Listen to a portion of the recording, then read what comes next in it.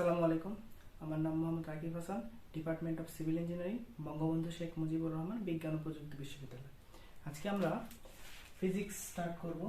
Physics second পেপারের স্থিরতরি চ্যাপ্টারটা শুরু করব। এটা আমাদের বইয়ের সেকেন্ড চ্যাপ্টার, ঠিক আছে? সো আমরা এই চ্যাপ্টারটা একদম বেসিক থেকে শুরু করব। ফিজিক্স সেকেন্ড পেপার বইয়ের মোস্ট বেসিক চ্যাপ্টার হলো স্থির তড়িৎ। এখন দেখো স্থির তড়িৎ জিনিসটা কি। এখন তড়িৎ কথাটার সাথে আমরা যখন একটু ভাবা শুরু করব, তড়িতের সাথে আমার কোন ওয়ার্ডটা সব থেকে বেশি যায়? সব থেকে বেশি যায় হলো চার্জ, ঠিক আছে না? এখন স্থির কথার অর্থ স্থির, তার মানে এখানে মেইন পয়েন্টটা কি? মেইন পয়েন্টটা হলো আমাদের চার্জ স্থির থাকবে, ঠিক আছে? তো বেসিক কথা, একদম শুরুর আলোচনা। এখন দেখি আমরা, আচ্ছা এটা লিখে রাখি, চার্জ। আমরা স্থির তড়িৎ চ্যাপ্টারটা শুরু করার আগে আমরা এর কিছু ব্রাঞ্চ সম্পর্কে জানবো। স্থির তড়িৎ আসলো কোথা থেকে? এখন দেখো আমাদের যে মেইন যে ব্রাঞ্চ বা অফিস আমরা যাই বলি, সেটাকে কি বলা হয়? সেটাকে বলা হয় হলো ইলেকট্রোম্যাগনেটিজম, ঠিক আছে? এখন দেখো আমরা এই ইলেকট্রোম্যাগনেটিজম কথাটাকে দুই ভাগে ভাগ করতে পারি। একটাকে বলা হয় সরি কি লিখতেছিস, ইলেকট্রোস্ট্যাটিক্স,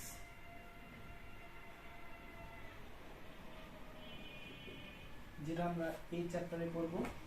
এটার অর্থ হলো স্থির তড়িৎ, ঠিক আছে? আমরা আরো জানবো ধীরে ধীরে। আরেকটা ভাগে আমরা ভাগ করতে পারি, সেটাকে বলা হয় ইলেকট্রো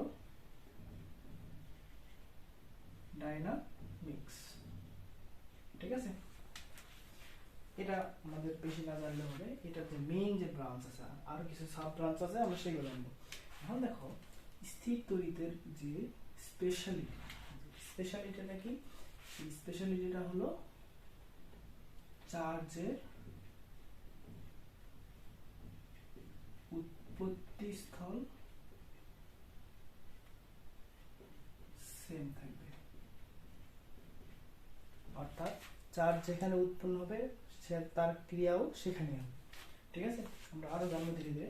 আমরা ইলেকট্রোডাইনামিক্সকে কয়েকটা ভাগে ভাগ করব। কি কি সেগুলো হলো, প্রথমটা আমরা পাবো হলো কারেন্ট, ইলেকট্রিসিটি,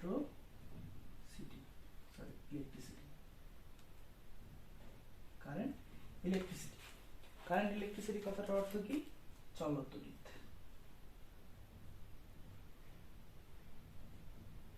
ঠিক আছে? চলতড়িৎ বলতে কি বোঝায়? চলো বলতেই বোঝা যাচ্ছে মুভমেন্ট আছে কারেন্টের, অর্থাৎ চার্জের আমরা মুভমেন্ট পাবো, ঠিক আছে? এরপরের সাব ব্রাঞ্চটা হলো magnetic effect of current electricity. এই কথাটার অর্থটা কি? আমি বাংলাটা লিখে দেই। এই কথাটার অর্থ হলো তড়িৎ প্রবাহের চৌম্বক ক্রিয়া। এইটা বলতে কি বোঝায়? এটা হলো যে তড়িৎ প্রবাহ মানে কি? তড়িৎ প্রবাহ মানে এটা আমাদের চলতড়িতের আন্ডারে, ঠিক আছে? মানে কি, আমাদের যে চার্জ আছে বা কারেন্ট আছে, কারেন্ট ফ্লো করবে। কারেন্ট কখন ফ্লো করবে? যখন চার্জের মুভমেন্ট হবে, ঠিক আছে? আর চার্জের যখন মুভমেন্ট হবে, তখন আমরা এই চার্জের মুভমেন্টটাকে যদি আমরা ইন্ডাকশনে দেখাই, চার্জের মুভমেন্টটাকে আমরা দেখাই, তাহলে কি তৈরি হবে? একটা চৌম্বক ক্ষেত্র তৈরি হবে। এটাই হলো আমাদের magnetic effect of current electricity. এটা আমরা পরে আরো জানবো। এখন দেখি এর পরের ব্রাঞ্চটা হলো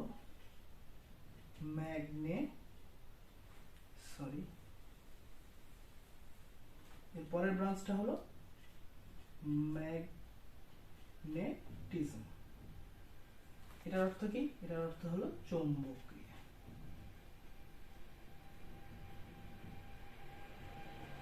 ঠিক আছে, এতটুকু তো বুঝছি।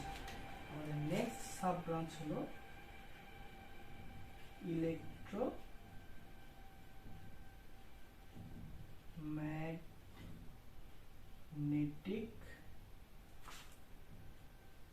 ইন্ডাকশন বা ডিসি কারেন্ট সম্পর্কে একটু হলে আইডিয়া, মানে নাম তো জানি, ঠিক আছে। ডিসি কারেন্ট আর এসি কারেন্টের মধ্যে পার্থক্যটা কি? ডিসি কারেন্টের পুনরূপ কি? ডিসি কারেন্ট হলো ডাইরেক্ট কারেন্ট, ঠিক আছে। এখন ডাইরেক্ট কারেন্টে কি হয়, যে একটা লাইন বরাবর যায়, অর্থাৎ এই দিকে যদি আমি যাই তাহলে এই দিকে যাবে, আমি ব্যাক করতে পারবো না।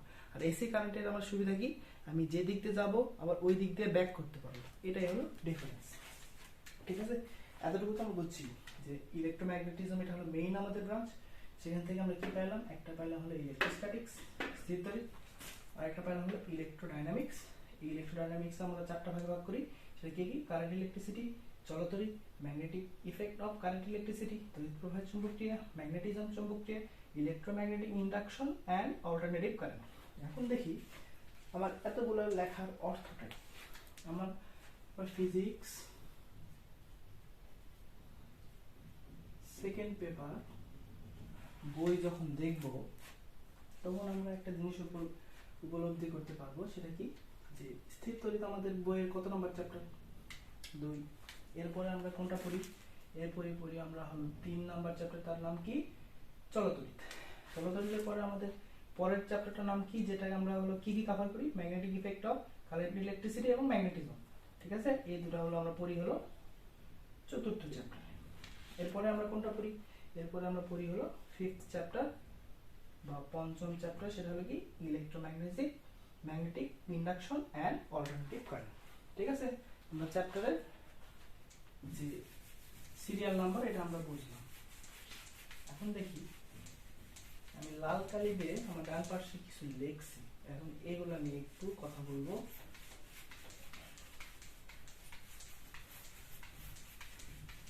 দেখি আমরা স্থির তড়িৎ চ্যাপ্টারটাকে টোটাল 7টা টপিকে ভাগ করছি। আমি ভাগ করছি যে মানে বইয়ে আছে, মানে বইয়ের টপিকগুলোকে আলাদা করছি জাস্ট। সেগুলো কি কি, আমরা জাস্ট একটা টপিক লিখছি, ঠিক আছে। একটা টপিকের মেইন নাম কি? তড়িৎ আধান এবং আধানের বৈশিষ্ট্য। দেখি আমাদের টপিকটা কি? তড়িৎ আধান ও আধানের বৈশিষ্ট্য। এখন এই টপিকের আন্ডারে আমরা কি কি পাবো, সেটা হলো আধানের প্রকারভেদ পাবো, ঠিক আছে।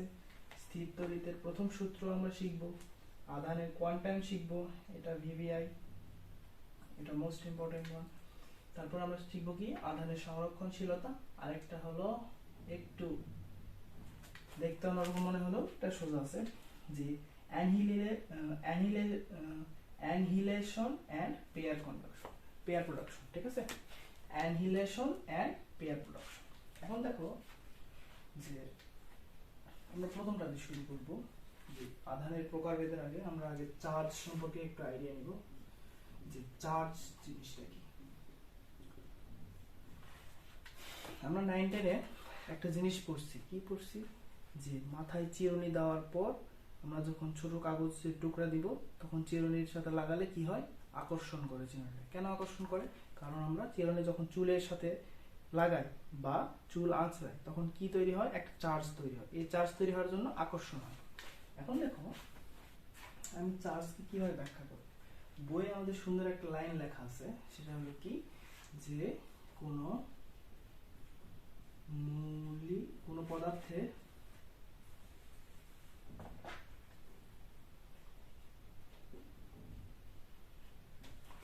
মৌলিক কণিকা। এখন মৌলিক কণিকাগুলো কি কি? মৌলিক কণিকাগুলো হলো, একটা হলো ইলেকট্রন, একটা হলো প্রোটন, একটা হলো নিউট্রন, ঠিক আছে। এটা আমরা জানি। অল্টারনেটিভ কারেন্ট, যেটাকে আমরা সংক্ষেপে এসি কারেন্ট বলে। আমরা এসি কারেন্ট জানি, এর পূর্ণরূপটা অনেকে জানি না। Alternative current. ঠিক আছে, এটার বাংলাটা কি? এটার বাংলা হলো যে তড়িৎ আবেশ এবং অল্টারনেটিভ মানে কি?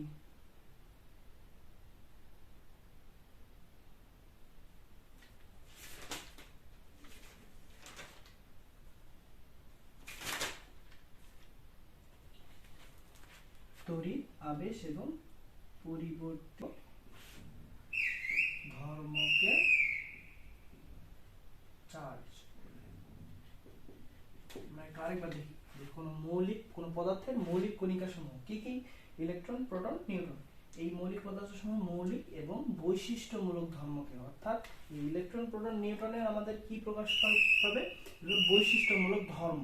ঠিক আছে, এখন দেখো যে চার্জ, এই চার্জের একটা নোট পয়েন্ট আমি লিখে দিই। চার্জ হলো ইন্টেন্সিটি প্রপার্টি। চার্জ কি? চার্জ হলো ইন্টেন্সিটি প্রপার্টি। এখন এই জিনিসটা কি? যেমন আমাদের ভর কি? পদার্থের পরিমাণের ইন্টেন্সিটি প্রপার্টি। চার্জ তেমন কি? মৌলিক কণিকা সমূহের ইন্টেন্সিটি প্রপার্টি। ইন্টেন্সিটি প্রপার্টি এই জিনিসটা কার? এই জিনিসটা হলো ইলেকট্রন, প্রোটন এন্ড নিউট্রন। ঠিক আছে, এখন দেখো আমরা এতটুকু থেকে ফিনিশ করি। আপাতত যে চার্জ সম্পর্কে আমাদের মোটামুটি আইডিয়া হয়ে গেছে। এখন দেখো আমরা যে এই যে ইলেকট্রন, প্রোটন, নিউট্রন লিখলাম, তাই না? এখন দেখো আমরা ইলেকট্রনকে কি বলতে পারি?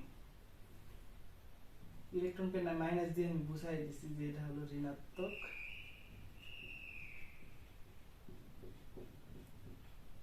চার্জে চার্জ। ঠিক আছে, এর আধান কত? এর আধান হলো -1.6 × 10⁻⁻19 কুলম্ব। ঠিক আছে, এখন দেখো প্রোটন।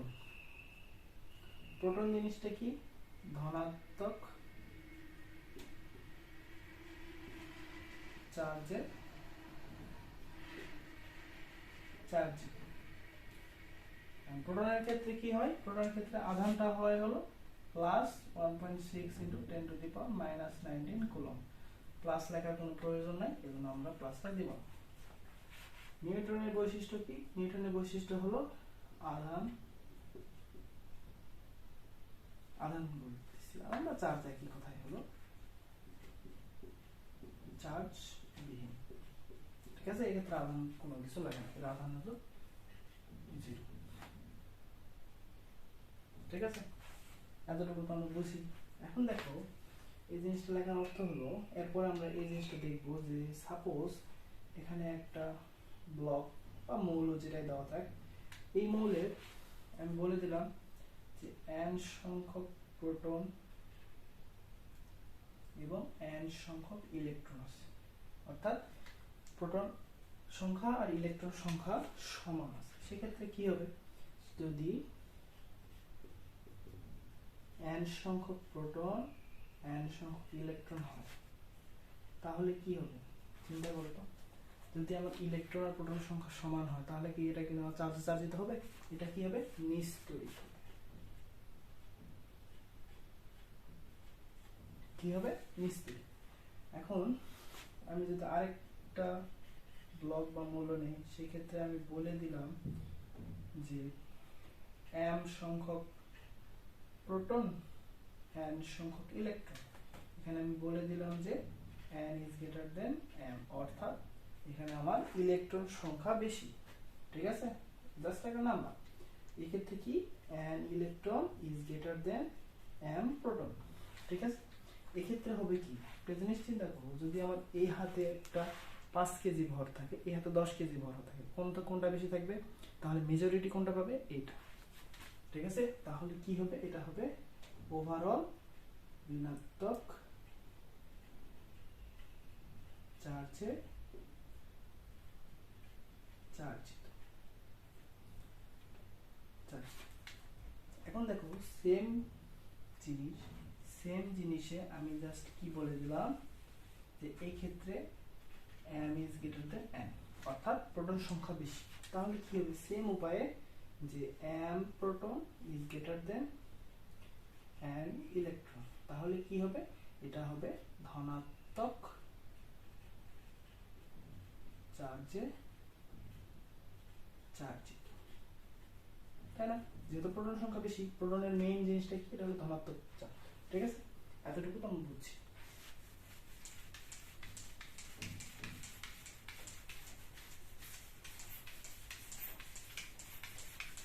এখন দেখো আমরা চার্জ পড়তেছিলাম, তাই না? চার্জের আমরা প্রকাশ করব কিভাবে, প্রকাশ করব একটা প্রকাশের একটা মাধ্যম তো লাগে। একটা ব্লক আছে, আমি বললাম এখানে এইখানে একটা কিছু চার্জ আছে, ঠিক আছে? চার্জটাকে আমি প্রকাশ কিভাবে করতে পারি, দুটাই উপায়, একটা হলো বড় হাতের কিউ অথবা ছোট হাতের। এখন আমি যদি বলি যেমন ইলেকট্রন সংখ্যা প্রোটন সংখ্যার থেকে যদি বেশি হয়, সেক্ষেত্রে আমরা কি পাই, নেগেটিভ চার্জে চার্জিত হয়, কারণ ইলেকট্রন সংখ্যা বেশি। সেই ক্ষেত্রে আমরা প্রকাশ করব কিভাবে, মাইনাস কিউ অথবা মাইনাস স্মল কিউ। ঠিক আছে, সাপোজ প্রোটন সংখ্যা ইলেকট্রন সংখ্যা থেকে বেশি, তাহলে কি যেটা প্রোটন পজিটিভ চার্জ বাহিত করে, তাহলে প্লাস কিউ অথবা মাইনাস প্লাস কিউ। ঠিক আছে, প্রকাশ আমরা বুঝছি।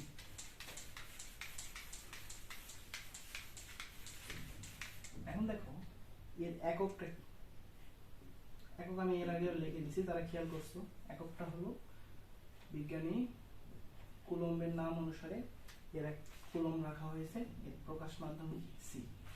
ঠিক আছে, এতটুকু আমরা বুঝছি, চার্জ থেকে আমরা বেরোই। এখন দেখো আমরা আমাদের প্রথম যে সাব টপিক সেটা শুরু করব। আগে ঠিক বুঝলাম যে আধানের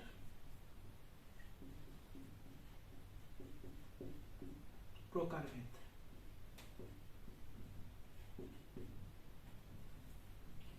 দেখো তোমাদের ফার্স্ট যে উত্তরটা হবে সেটা কি, যে আধানের প্রকারভেদ কি, একটা হলো পজিটিভ আর একটা হলো নেগেটিভ, তাই না? পজিটিভটা কি, পজিটিভটা হলো প্রোটন, পি দিয়ে প্রকাশ করলাম, পি দ্বারা প্রকাশ করা হয়, নেগেটিভটা কি, নেগেটিভটা হলো। এখন এই জিনিসটা আমরা কিসের উপর ভিত্তি করে আমরা সাজাই, এটা ভিত্তি করে সাজাই হলো কি ধরনের চার্জ, চার্জ অথবা আমরা কি বলি চার্জের প্রকৃতি। ঠিক আছে, এটা আমরা সবাই জানি, আমরা এমন জিনিস শিখবো যে এখন যেটা আমরা অনেকেই জানি না। ঠিক আছে, এখন দেখো আমরা আরেকটা বিষয়ের উপর ভিত্তি করে আমরা একে সাজাইতে পারি, সেটা হলো চার্জ যে বস্তুর উপর বিদ্যমান তার উপর ভিত্তি করে একে চার ভাগে ভাগ করা যায়। ঠিক আছে, এখন আমরা চারটা ভাগ দেখব, আমি একটু মুছে ফেলি, পাশে লিখে দিচ্ছি যে চার্জ যে বস্তুর উপর বিদ্যমান, মেইন টপিকটা তো এটা, যে চার্জ যে বস্তুর উপর বিদ্যমান তার উপর ভিত্তি করে আমরা কয় ভাগে ভাগ করি, আমরা ভাগ করি চার ভাগে। এখন এক একটা করে লিখবো, এক একটা করে বুঝবো। এক নাম্বারটা কি, এক নাম্বার হলো বিন্দু চার্জ। এই কথা দ্বারা আমরা বুঝতে পারবো যে বিন্দু চার্জ যেটা কি, একটা বিন্দু, এই বিন্দুর মধ্যে সাপোজ আমি ধরে নিলাম 2 কুলম্ব, 2 কুলম্ব চার্জ বিদ্যমান সামান্য একটা বিন্দুর উপর আছে, জন্য একে বলা হয় আমরা বিন্দু চার্জ। ঠিক আছে, এখন দেখো সেকেন্ডটা হলো ক্ষেত্র চার্জ।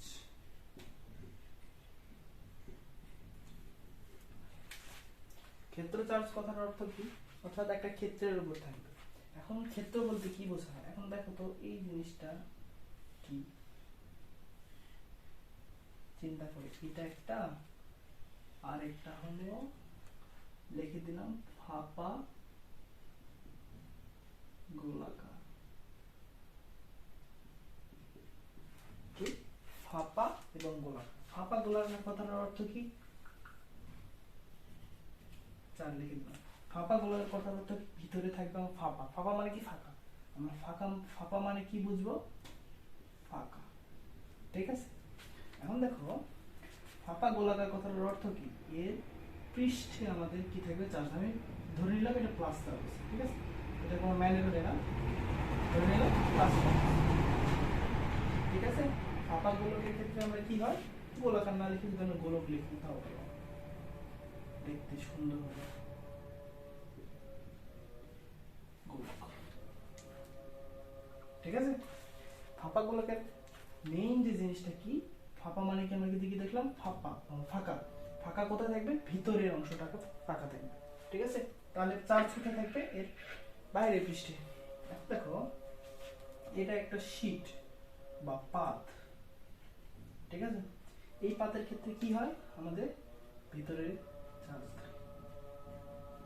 পাত এটা একটা কি?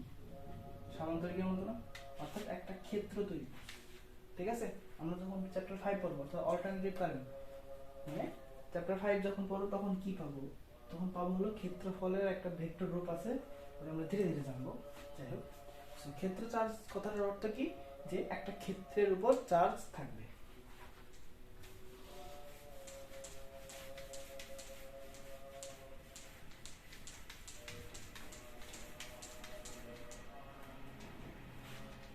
নাম্বার 3 হলো আয়ত চার্জ বা ভলিউম চার্জ। এখন দেখো আমরা ক্ষেত্র চার্জ আর ভলিউম চার্জের মধ্যে উল্টাপাল্টা করবো না, কারণ এখানেও গোলকের কথা উল্লেখ আছে, কিন্তু এখানে গোলকের কথাটা কি উল্লেখ আছে? এখানে উল্লেখ আছে হলো নিরেট গোলক। ঠিক আছে, নিরেট গোলক কথাটার অর্থ কি? এর বাহিরেও থাকবে ভিতরেও থাকবে, কোনো রেস্ট্রিকশন নাই। ঠিক আছে, আমি প্লাস চার্জ দিয়ে দেখাই দিচ্ছি।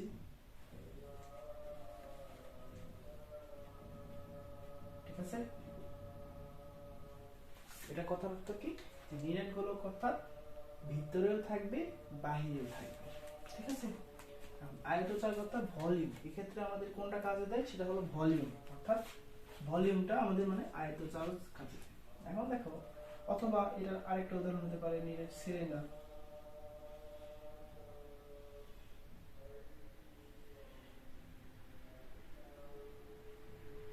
ঠিক আছে, নিরেট সিলিন্ডারের ক্ষেত্রে কি হয়? ভিতরেও চার্জ থাকে, এই অংশেও চার্জ থাকে এবং ভিতরেও চার্জ থাকে, অর্থাৎ এটা একটা আমাদের কি প্রকাশ পাইছে? এটা একটা আমাদের ভলিউম প্রকাশ পাইছে। ঠিক আছে, এখন আমাদের লাস্ট যে ভাগটা হলো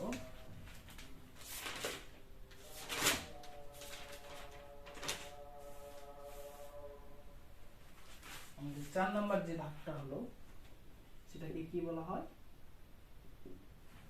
লিখতে একটু ভুল হচ্ছে কেন? Line charge. এটাকে কি বলা হয়? Line charge. এখন লাইন চার্জ কথাটার অর্থ কি? এই ক্ষেত্রে কিছুই না, একটা শুধু সরু সরু সুষম তারে থাকে, অর্থাৎ সরু সুষম তারে আমাদের যে চার্জ বিন্যস্ত থাকে তাকে আমরা কি বলবো? Line charge. আমি নিচে নেগেটিভ দিই, আরেকবার বলি যে লাইন চার্জ জিনিসটা কথার অর্থ কি?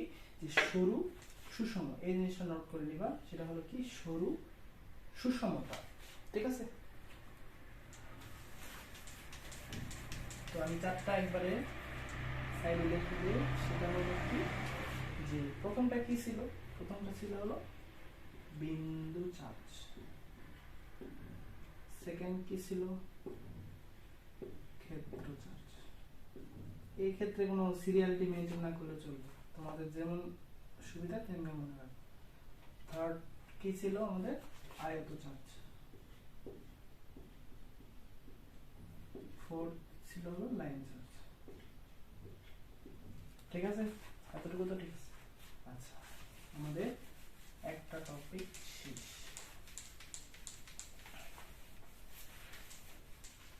অর্থাৎ আমরা এই জিনিসটা মুছে দিতে পারি। ঠিক আছে, এখন আমাদের নেক্সট টপিক, আচ্ছা ওইটা কেন মুছে দিলাম, আচ্ছা থাক মুছে দিয়েছি। আমাদের এখন নেক্সট টপিক হলো স্থির তড়িতের প্রথম সূত্র। এখন এই কথাটা শোনার সাথে সাথে অনেকের মাথায় এটা আসবে যে স্থির তড়িতের প্রথম সূত্র মনে হয় যে কুলম্বের সূত্র। ঠিক আছে, এটা অনেকের মনে হতে পারে, ঠিক আছে, মনে হতে খারাপ কিছু না। ঠিক আছে, এখন দেখো কুলম্বের সূত্র স্থির তড়িতের প্রথম সূত্র না। স্থির তড়িতের প্রথম সূত্রটা কি? মনে করো যে সমধর্মী চার্জ পরস্পরকে বিকর্ষণ করবে। আর আরেকটা কথা কি, যে বিপরীত ধর্মী চার্জ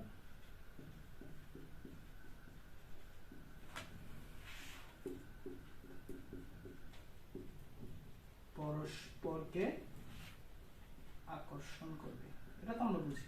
ঠিক আছে, এটা হলো আমাদের স্থির তড়িতের প্রথম সূত্র। এখন দেখো আমাদের একটা জিনিস চিন্তা করবো যে চার্জের যে আকর্ষণ বা বিকর্ষণ কথাটা, এই কথাটা কি মানে 100% ঠিক? এখন দেখো যে আকর্ষণ বা বিকর্ষণ করতে হলে কি শুধু চার্জের প্রয়োজন? অবভিয়াসলি না। আমরা মহাকর্ষ সূত্রে কি জানছি যে মহাকর্ষের ভিতরে প্রতিটা বস্তু মানে অর্থাৎ একটা বস্তু অপর বস্তুকে কি করে? আকর্ষণ করে। ঠিক আছে না? তাইলে চার্জে শুধু একটা মাধ্যম না আকর্ষণ বা বিকর্ষণ করতে। ঠিক আছে, এতটুকু তো আশা করি তুলে নিছো। এখন দেখি যে এই সূত্র থেকে আমরা আর কি কি পাইতে পারি। তাহলে আমি একটা ফলাফল পাইলাম যে কি, যে প্লাস মাইনাস যদি আমি করি সেক্ষেত্রে কি হবে? বিকর্ষণ। কি একটা প্লাস একটা মাইনাস, বিপরীত বিকর্ষণ, এর ইংলিশ আমরা কি বলবো? রিপেল। ঠিক আছে, যদি আমাদের থাকে মাইনাস মাইনাস সেক্ষেত্রে কি, আচ্ছা মাইনাস এখানে একটা প্লাস দিলাম, সেক্ষেত্রেও কি হবে? সেক্ষেত্রে হবে বিকর্ষণ অর্থাৎ রিপেল। এখন যদি আমি দুইটাই মাইনাস আর দুইটাই প্লাস দিই সেক্ষেত্রে কি হবে? সেক্ষেত্রে হবে আকর্ষণ অর্থাৎ অ্যাট্রাকশন প্লাস প্লাস অর্থাৎ